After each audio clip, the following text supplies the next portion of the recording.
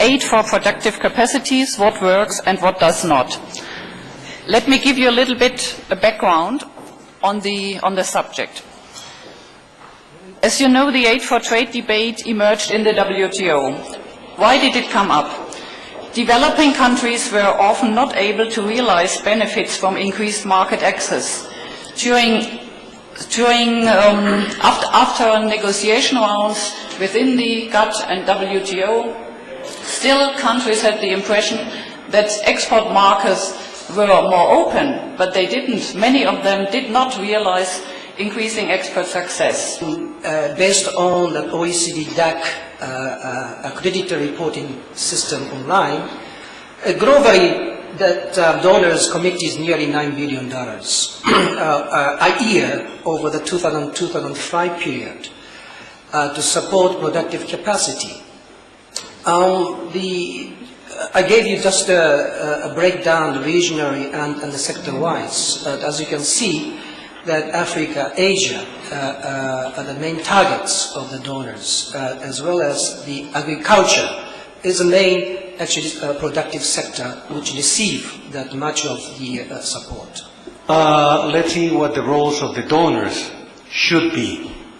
First, aid should be given according to the priorities and the needs of the countries. It should be negotiated, not imposed. Then another important role would be for the donor institution to evaluate and approve the executing agency of the project. Now, what should be the role of the government in this setup? First, to select priority sectors in which aid is going to be directed to, and of course propose what should be or who should be the executing agency. Then provide the conditions for aid to be more effective, and that means policies and support, of course, an enable environment for business to grow, for investment to come, but there has to be something more than what the donors are willing to give as part of their cooperation. And finally, what should be the role of the private sector in this setup? First, to become a very active partner of the executing agency and the government, to provide technical assistance, technology, co-finance activities if needed, to assure sustainability of the project.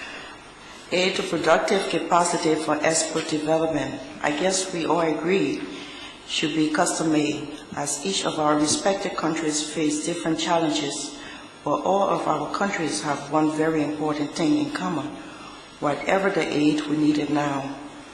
Of course, there's a hard cost to be met by the donors, but the cost will be given higher when poverty, brief instability returns to the entire continent, and thousands of lives will be expended and wasted by conflict. How much for a human life? Some of us here agreed that trade and commerce in Africa require a total makeover. But how can we do business with partners that determine the routes and continue to keep the technical gap so wide open?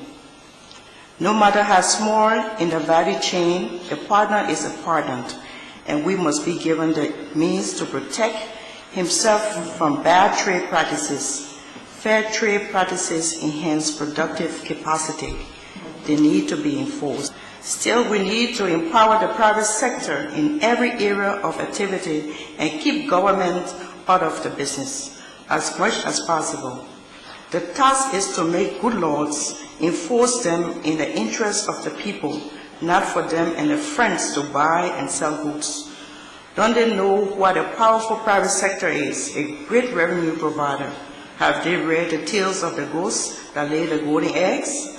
I dream of a world where nations and people freely exchange the goods and services to the mutual satisfaction in fairness, respect, and honesty among equals without government interfering too much. You should have the government understanding that their role is to be a facilitator not to substitute the private sector in productive matters and exporting. So if government understands that, you have a very good chance to coordinate aid for trade into productive sectors in an effective way. Otherwise, like you said, it's better to have the government out of the way than to have them getting in your way.